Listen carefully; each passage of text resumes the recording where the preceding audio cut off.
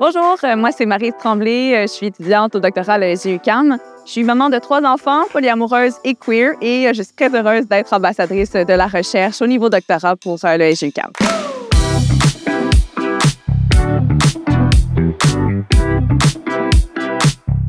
J'étudie au doctorat en administration à l'ESG-UQAM, plus spécifiquement dans le département de management et spécialisation entrepreneuriat. Mon sujet de recherche s'intéresse aux microagressions de genre, plus particulièrement dans les contextes de réseautage entrepreneuriaux. Ça, ce que ça veut dire, c'est que je vais investiguer les moments du quotidien qui sont un peu achalants. Une microagression, moi, je compare ça un peu à une piqûre de moustique. Donc, on se pique une fois, une piqûre de moustique, bon, ça va, ça pique, c'est pas le fun, mais bon.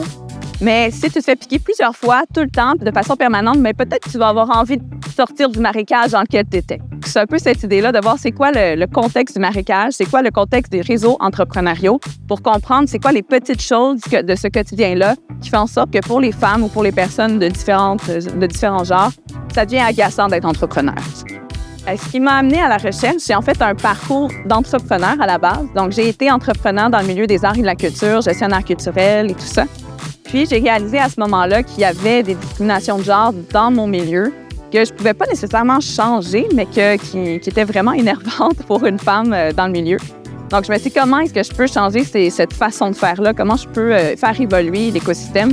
Donc, j'ai décidé de retourner sur les bancs de l'université, de faire de la recherche pour vraiment comprendre les mécanismes derrière cette culture-là et pour éventuellement la faire changer à travers la recherche, mais aussi des actions de vulgarisation scientifique.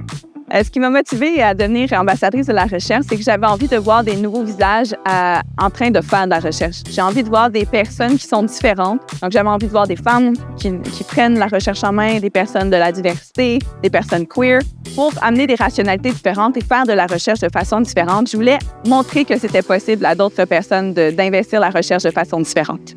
Pour moi, il n'y avait pas d'autre option que le SG-UQAM pour mon doctorat parce que j'ai fait tout mon parcours à l'UQAM, le bac, la maîtrise, le doctorat.